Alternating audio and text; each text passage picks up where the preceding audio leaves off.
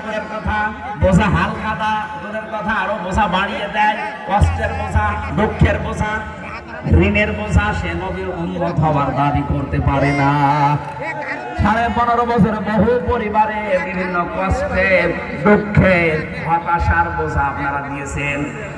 যার পরিবারে 10টা মামলা দিয়েছেন তার জীবনে যে কি একটা বোঝা আপনি দিয়ে গেলেন সে ছাড়া আর কেউ বোঝে না। আমি 2টা মামলায় জর্জরিত হয়ে জীবন শেষ করে ফেলেছি। 8টা 10টা 15 20টা 100 150 200 500 33টা মামলা আমি পেয়েছি জেলখানায় একজনের। কি বোঝা দিয়ে গেলেন কষ্টের, দুঃখের, হতাশার।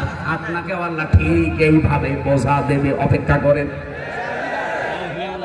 আমি খাদিজাতুল কুবরার কথা বলেছিলাম এই কারণে, যারা আজ মানুষের উপরে কষ্টের বোঝা, ঋণের বোঝা, দুঃখের বোঝা, হতাশার বোঝা দিয়ে গেল, তারা আবার দাবি করে মানবতার কথা বলে। এদের মুখে মানবতার কথা মানায়, আরো জোরে বলেন মানায়। এদের আমার বাঁচানোর সিস্টেম এইটা।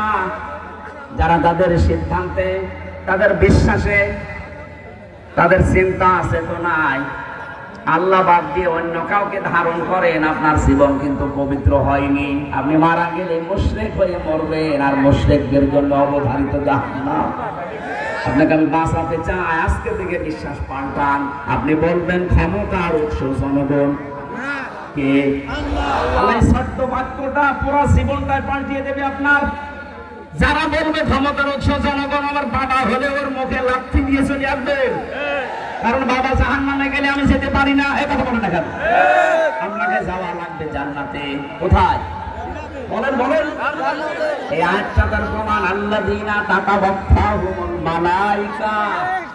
মরণের বিছানায় আজ হোক কাল হোক আপনি আসার খেয়ে পড়বেন না, পড়বেন না? যখনই আসার খেয়ে পড়বেন, তাকবীনা ফেরেশতারা যখন দেখবে যে না এর চিন্তা চেতনা, পোশাক আশাক, ব্যবসা বাণিজ্য, কর্মজীবন পবিত্র আছে,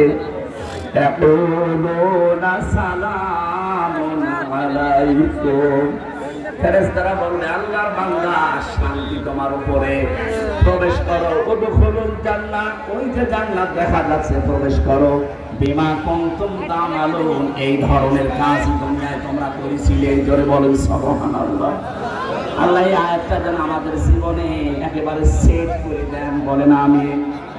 কোরআনে কারীম থেকে 6666টি আয়াতের ভেতরে একটা আয়াত পড়েছি, সূরা নূর 30 নম্বর আয়াত। এটা পারিবারিক জীবনকে সাজানো।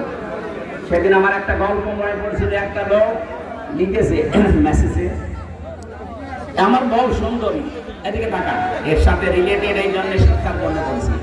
আমার বউ অনেক সুন্দরী, প্রথম তার আমার ভালোই লেগেছে। আমি অফিস ছুটি করে তাড়াতাড়ি শেষ করে বাড়িতে আসতাম, সময় দিতাম। কিন্তু একটা সন্তান হওয়ার পর থেকে আমার আর তার ভালো লাগে না।